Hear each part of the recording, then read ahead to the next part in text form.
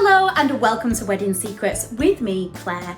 Now, here at Wedding Secrets, we are known throughout the industry for helping brides and grooms and couples, especially in those early stages of planning for your big day. However, today's video is not just for newlyweds planning their wedding, not just for couples who have just got married and they're about to enter their first year of marriage. This really is for everybody who is maybe just in those fresh stages of entering a coupleship, or maybe you've been together for years and years and years and years. Today's video, I'm going to say, really is for everybody, because there will be something on today's video you will find extremely useful in taking forward in your own relationship.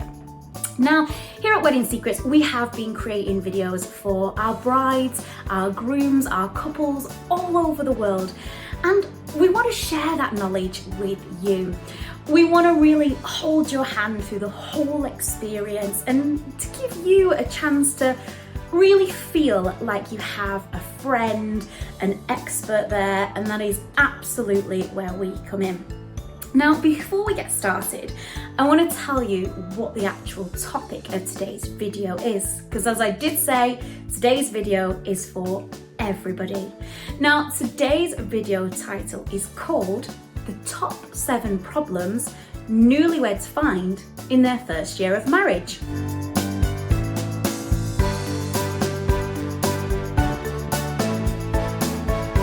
So if you were sat there thinking, oh, Wedding Secrets, they're good for planning a wedding. No.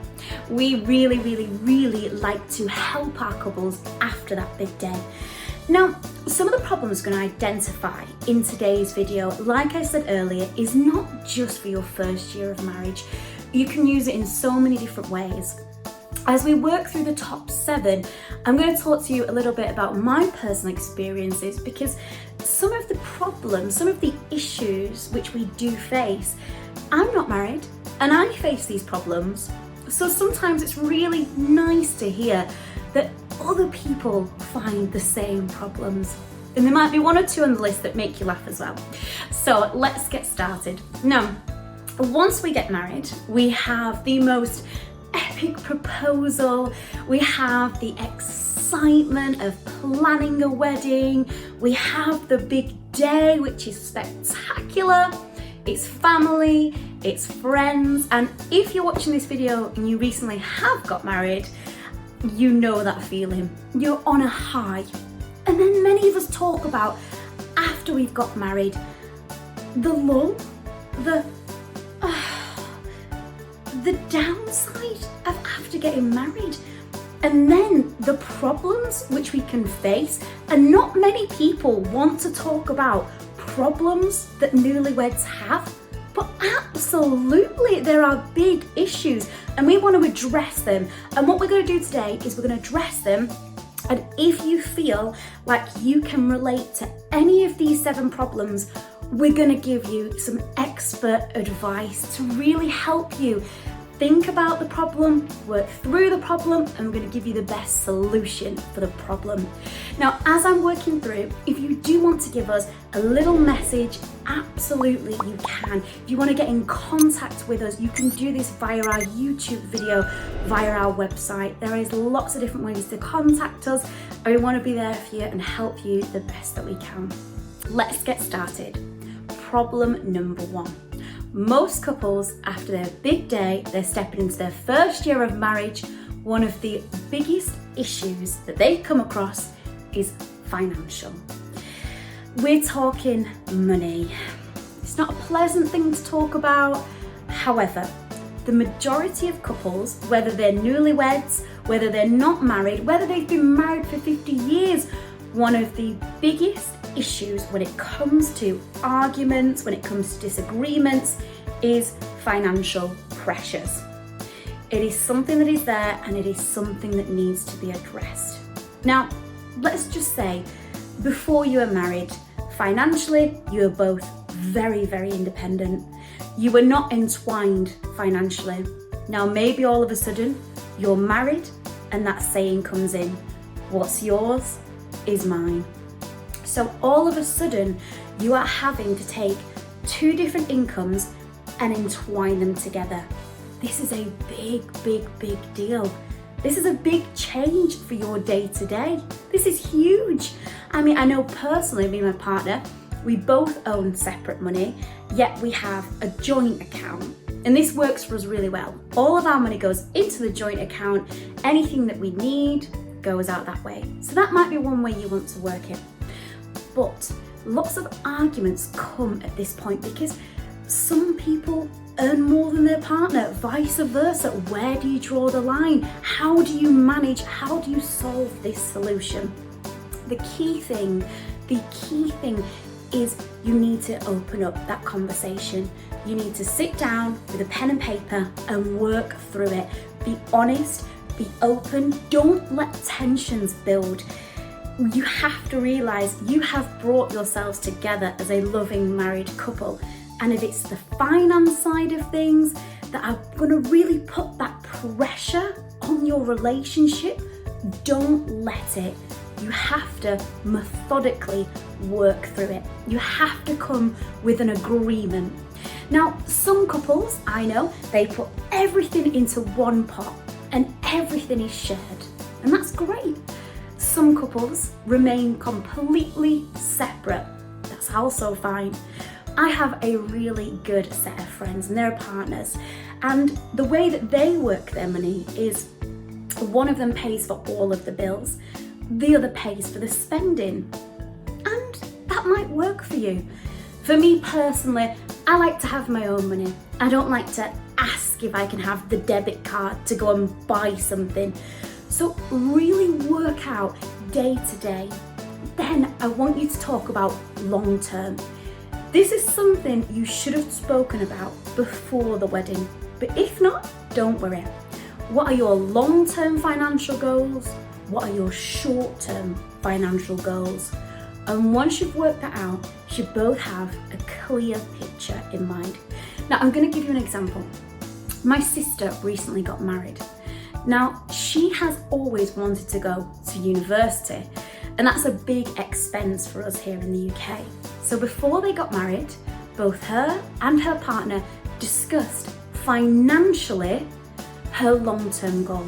So they both know that in 2023, my sister will be going to university and her husband will financially support them both. Talk about those goals so nothing is going to be a surprise later down the line. So when it comes to financial, long-term goals, short-term goals, are you going to save for a deposit for a house? Do you want big holidays? Just try and have as much of a clear mind as possible and don't let those heavy financial burdens weigh you both down. This is your first year of marriage. This is an exciting time for you both, so do not forget all of that excitement. And now we move on to number 2. So number 2 is one which might make you smile because there's been many films written about this issue for newlyweds. It is, of course, the in-laws. Now, we've all seen the films, we've all heard the jokes and the stories about the mother-in-law or the very strict father-in-law, and you do have to smile because it is a stereotype. However, many couples within their first year of marriage say that they do experience issues when it comes to the in-laws. And this is all talking about setting boundaries. Where do we set those boundaries? Now, ideally, before you have had your big day, you would have had those conversations. You would have perhaps lived together so you understand how you're both going to work through certain situations. And when I talk about involvement from in-laws in your day-to-day life, how do they come in? How do you divide your time? It's all about being able to obviously, continue your wonderful family relationship, but you and your partner are about to start a road to start your own family life. Now, perhaps through the wedding, I know this does happen with a lot of my family weddings, the in-laws are very, very, very very involved, and it feels like they're almost there day to day, especially through those crucial few weeks before a wedding. But then after the wedding, make sure that you and your partner have an open dialogue. Talk about how much involvement you want in terms of day to day, and make sure that you're both happy, and be honest. Don't let tensions build up. Most couples have this problem, not just after their wedding, but throughout their lives. So just be open, be honest, and talk about it just like humans. Have a real good discussion. So, number 3. Now, lots of our couples have found this to be one of the more difficult aspects, especially in that first year of marriage. However, I would say it's one of the easiest to, if you like, fix. It just takes that talking and really working your rota. It's time management and schedules. Now, I know you might be watching this video and you might be thinking, well, I've lived with my partner years before getting married. Maybe you're not in that situation. Maybe you're getting married and you're going to be moving in with your partner. Your day-to-day schedule is going to change. However, don't let it affect your new married life. It's all about one key word, which is balance. You have to get that balance right. If you have hobbies and interests, just because you're married, there's no need to stop them. If you go and play tennis once a week, you're in a dance club once a week, then go. Just because you're married, you don't have to stop and spend every waking second together. In fact, healthier marriages are usually based on a marriage that can encompass both of the couple's interests. Now, maybe your schedule is perhaps a little bit too busy, and maybe your partner is feeling a little bit neglected. Well, that's okay. There's solutions to this issue. Why don't you have a look at the schedule, and can you entwine your partner? Can you bring your partner to one of your activities or one of your hobbies? Perhaps share it with them. Or if your schedule is super heavy, and as I said, your partner really feels like they need more time with you, is there something that you can loosen? Is there something you can let go of? And look for a new hobby to do together. So for example, in my house, every Thursday, my partner goes fishing. Rain, shine, it does not matter. So with that Thursday, I use that Thursday as my chance to catch up with my girlfriends. And then, because I've already seen my girlfriends on a Thursday, we both have Friday free. So it's all about writing down your rota, rejigging things, because I promise you, there is a way to work it. But remember, be respectful to each other. There is no need for a partner to have to give up something they really care about. On the other hand, there's no need for a partner to feel excluded. So just by reworking slight touches, just by remodeling your week, make it work, and be honest when you're talking to each other about these key issues.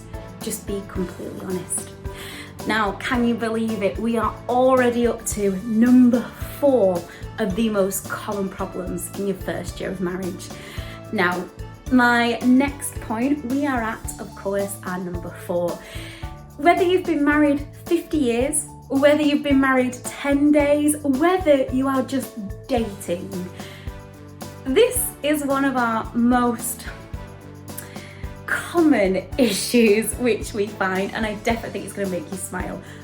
Annoying habits. Many newlyweds say, for example, when I was dating my partner, he used to do this really cute thing and I really liked it and I was really attracted to it. But now we're married, now we've been living together for months, every time he does it, it really annoys me. So you must be sat there now thinking, yeah, actually my partner does this and it drives me mad. I know my partner says I always eat with my mouth open and it drives him mad. So there is always going to be these little things. However, now that the magic of that first date and excitement, that big wedding day, now that's worn off, you might start finding a few things that you might find a bit annoying about your partner. Just remember, these quirky habits are what made you fall in love with your partner in the first place. So perhaps if you are getting a little bit irritated, take 5 minutes for yourself. Have a little bit of you time and remember that it's because of these individual quirks that makes your partner them, and that's why you fell in love with them. Now, number 5, this is definitely one I know as I'm speaking on this video, you're gonna be nodding along with. It is, of course, housework, or lack of it. Lots of us tend to, especially in that first year of marriage, a clear divide comes along. Now, this isn't in every case, this is a majority case, where one of the partners seems to be doing more housework than the other. And although we laugh about it and we roll our eyes, this is where arguments develop from. Built up tension, that annoying feel, this is where it comes from. So do you know what I say? Stamp out the problem as soon as possible. Work to each other's strengths. What are you good at? What are they good at? For example, me and my partner, we would argue about the state of the kitchen, and it just used to boil my blood. So now we have an agreement. Of an evening, one will cook while the other cleans the kitchen around them, and we alternate on different nights. It's done twice as quick. We've got a nice meal waiting for us at the end. All of the washing up's done, and nobody is stuck with one boring job of an evening. It's just a little way that we work it. Another way that me and my partner work it. When it comes to washing, he does all of the washing. This is for clothing. He does all the clothing washing, all the drying. I do the ironing and putting away. So we have a really nice flow, and it works well. So many of us, and I did this as well, when we first start dating, we want to seem like we've got it all under control. We can run a whole household by ourselves. Don't let it build up. Be honest with your partner and work out a system that works for everybody. And I've said it and I'll say it again, play to each other's strength. Now, problem number 6. I'm going to be honest, and it does make me sad. I have heard this issue from, I could not even count on my hands how many times I have been told about this problem. Now, I will be honest, it is mostly from brides, but I know it can affect our grooms as well. Lots of us feel like when we get married, it's go, go, go. Then after the marriage, within the first year of that gorgeous life that we're living together, how can I word this correctly? We feel like we've let ourselves go. And I don't mean that I mean that with full respect. In terms of many of us maybe used to have a gym routine, a workout routine, and perhaps we want to spend more time with our partner, so we let that go. Perhaps we did sports activities which kept us fit and healthy, but now we want to spend time with our partner, we let that go. Food, perhaps you used to eat healthy and eat good, maybe eat organic, but now I've got my partner, so we've been getting a few more takeaways. And maybe physically you don't look like yourself, or maybe health-wise you don't feel as good as you used to. Please do not worry. This is a completely normal problem, and I cannot tell you how many brides and grooms experience this in the first year of marriage. The best advice that I can give to you is the craziness of the wedding. You probably have been having lots of takeaway, lots of bad food, not much time for exercise. It's been go, go, go, go, go, go, go. Now that that wedding is over, now that it's time to just carry on with life, look at your schedule, work out a healthy plan. Do not stop wanting to feel healthy and wanting to feel good just because you're married. Do it for yourself. And if you can work your schedule in correctly, if you can do meal prep, if you can fit in gym time, then do it. A great idea. Why don't you and your partner, every night after work, go for a walk together? Go to a gym class together. Do a yoga workout in the living room. And meal prep.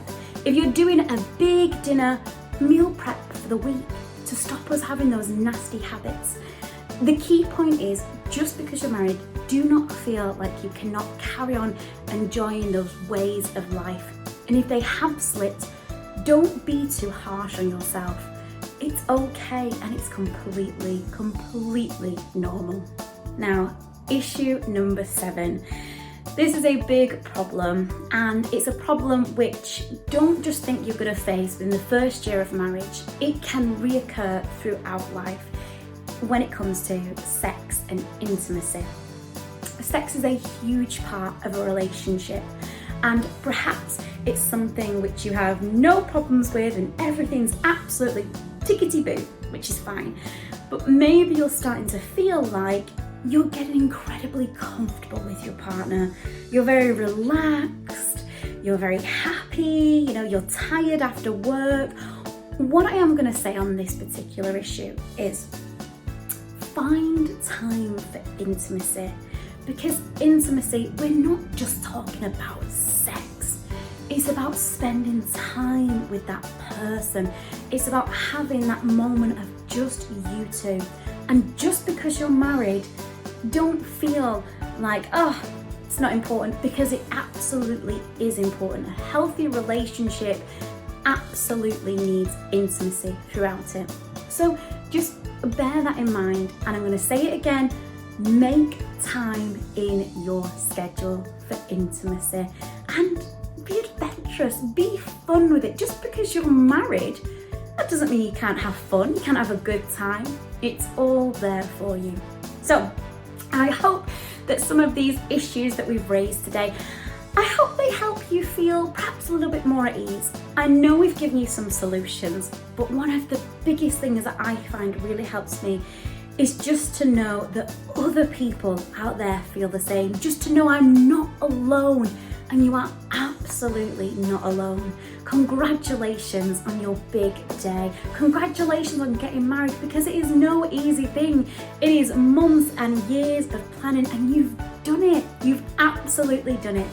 And now, as you step into that first year of marriage, enjoy every moment, because you have both earned it.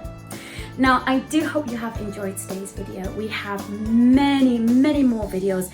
If there's a particular video that you would like to see and we don't have, give us a message. We've got a wonderful Instagram, we've got our YouTube, we've got our website, Wedding Secrets. Do not forget, give us a like, give us a subscribe, because we have got many more videos for you waiting. In the meantime, enjoy your first year of marriage, and I hope this video has brought you some comfort.